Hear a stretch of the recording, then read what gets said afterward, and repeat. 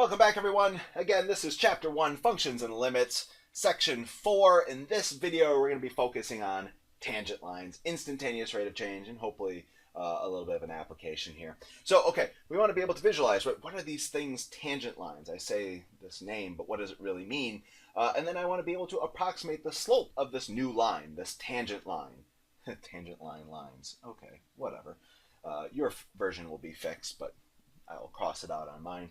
Okay, so I have a little bit of a story here, right? When I was a younger guy, right, I got pulled over for speeding. They said I was going 56 miles per hour. This was like in a 45 zone or something like this.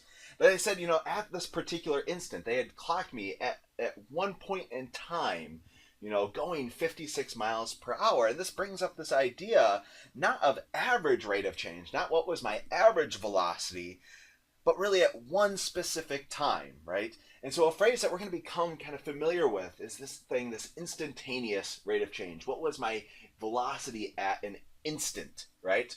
And that's going to be, in general, kind of how a function is changing, again, at a particular instant of time, just like how I was going. My distance, I guess, was changing at 56 miles per hour at that instant. Okay, so in our last video, we used secant lines, right? And secant lines helped us visualize average rate of change. Now we're going to use these things called tangent lines. And tangent lines are going to help us visualize instantaneous rate of change. So again, how something is changing at a particular instant of time. But it turns out, right, at this point anyway, tangent lines are pretty hard to give a formal definition to. So we're going to go and we're going to sketch these things and kind of play with them a little bit and talk about some properties that they have, but then we're going to save the actual definition for later on. Okay, so let me go ahead and actually draw maybe a function. So here's maybe my favorite function, f of x. And just as before, you need a function. And now what's different here is that we only need one specified point. So I'm going to go ahead and choose one specified point here. This is going to be my point, maybe P or something like this.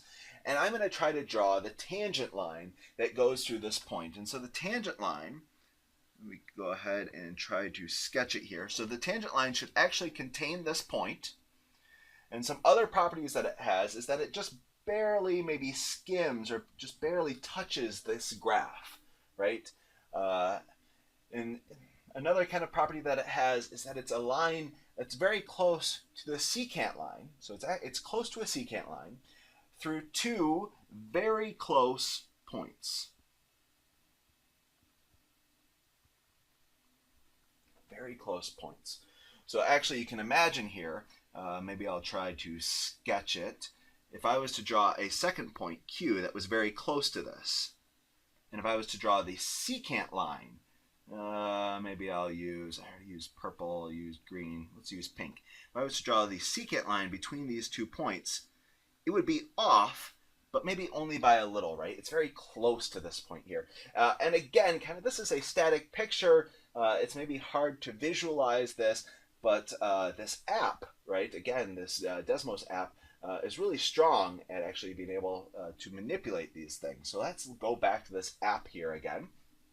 And we can see, so again, if you just click the link, you'll come here, or if you type it in. So here's our secant lines. And now let me go ahead and click this button right here, and this will make the tangent line appear. So you can see I have a new point, and if I go ahead and I move it, you can see this is the tangent line. Again, it just barely skims. And another property, right, is that it only has one specified point, but again, it may accidentally hit in other places, right? So again, one specified point. Okay, so now let's go ahead and play, and let's look at this last statement right here, that it's close to the secant line through two very close points. So, okay, I'm going to go ahead and maybe choose, I'm going to try to get the tangent line at 5 here. And I'm going to get two very close points, right? So if I go ahead and maybe one of my points, I'm going to do 5 exactly. And then another point up here, I'm going to do like 4.9. Or let's do 4.5 to begin with. And you can see that these two lines are very close to one another. And in fact, let me go ahead and do 4.9. And see, they're even closer now. So if I calculate maybe the slope of the secant line, it's going to be very close to the slope of this tangent line. And so if I wiggle this just a little bit, let me kind of get rid of some of these. So 5, I'll hold still, but if I wiggle this just a little bit around 5, you can see that it's very, very close.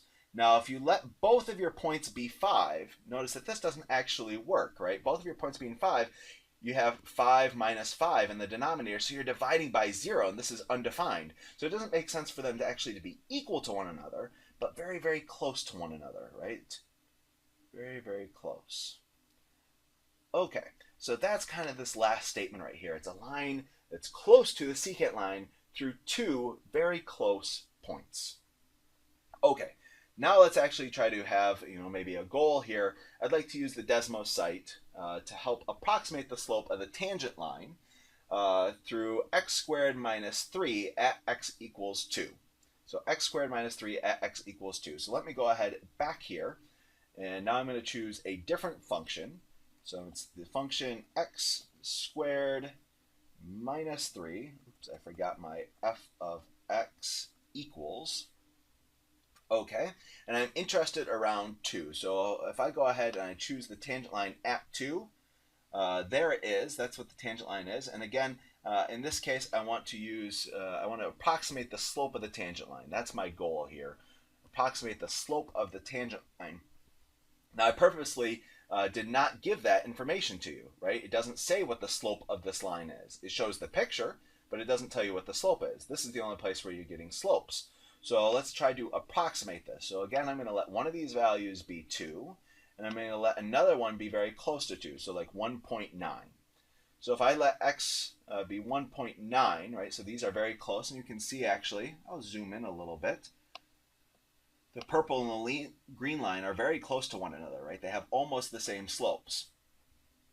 This gives out the slope 3.9. So actually, let me go ahead and write this down. 3.9 is one potential slope. Seems like a good candidate. What if I let this be even closer, right? So 1.99.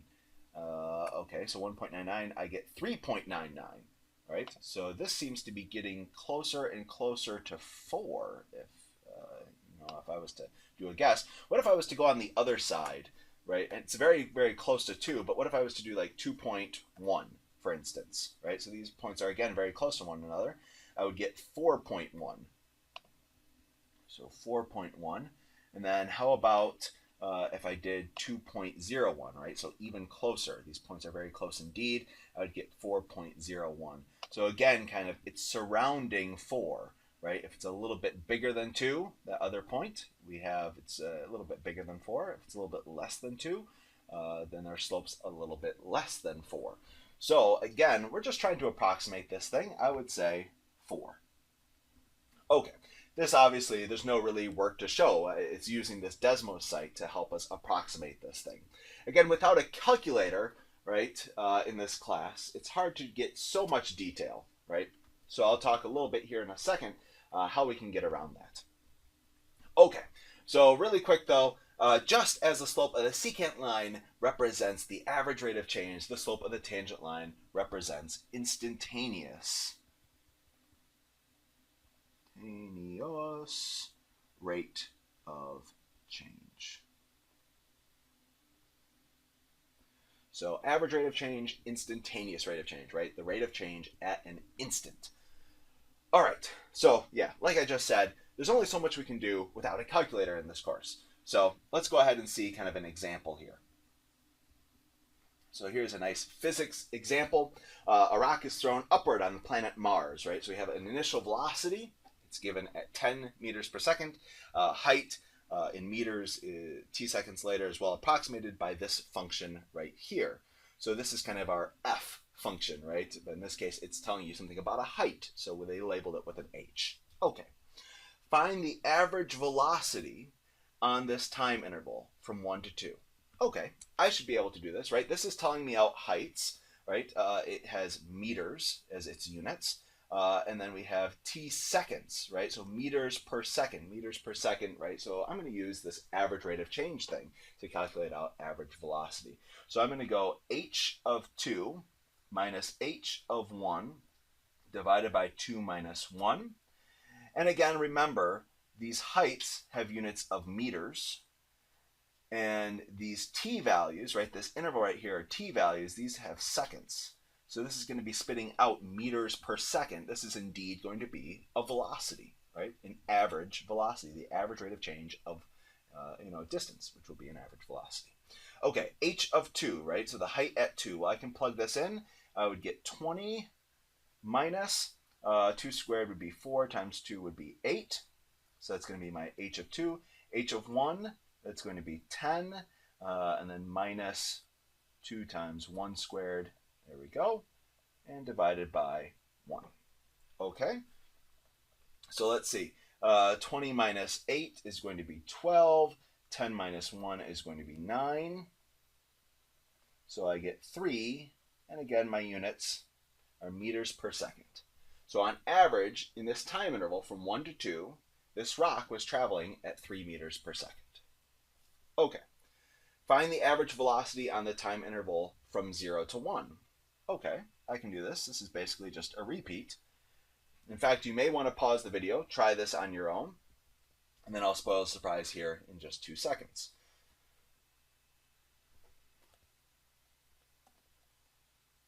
All right, I've given you enough time to work, so here's the result.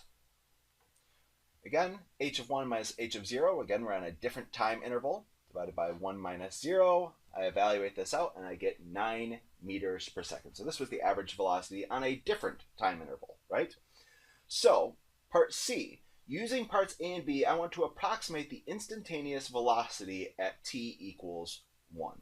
So instantaneous velocity at t equals 1. Well, we know in order to approximate instantaneous velocity, we could calculate out the average rate of change between 2 very close points, right? Around 1. So what's a close point to 1? Well, certainly 1 and like 1.1 would be very close. But I mean, could you imagine trying to plug in 1.1 into this function right here? It would be a nightmare, especially without a calculator.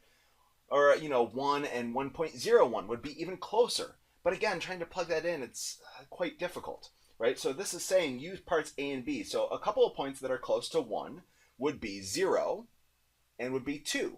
Right? So these are points that are close, but are still relatively nice to actually plug in this thing. We can get out values without, tearing our hair out because we don't have a calculator.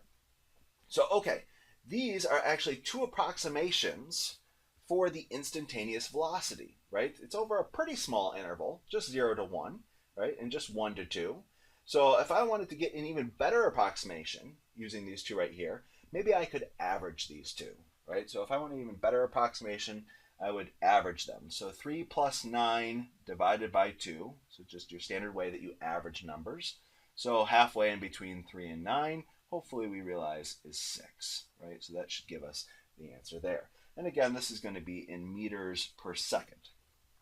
So sometimes we choose 2 like nice points, right? So not 1 and 1.1 or not 1 and like 0.9 or something like this, because again, that'd be terrible to have to plug in this without a calculator. So we choose 2 nice points around 1, right, to get a couple of approximations, and then we could average these 2. All right, so this is how we can actually calculate or approximate instantaneous velocity without a calculator, without one of these web apps, right? So this is something reasonable that you could see on your homework, quizzes, exams, etc. Oh, sorry, I almost forgot to fill in this final remark. Just like the average rate of change, the instantaneous rate of change has units of the units of the function's value divided by the units of the x value. Because again, it's slope. It really is slope. All right, that's it for 1.4. You have plenty of homework problems to try. I'll see you guys next time here in 1.5.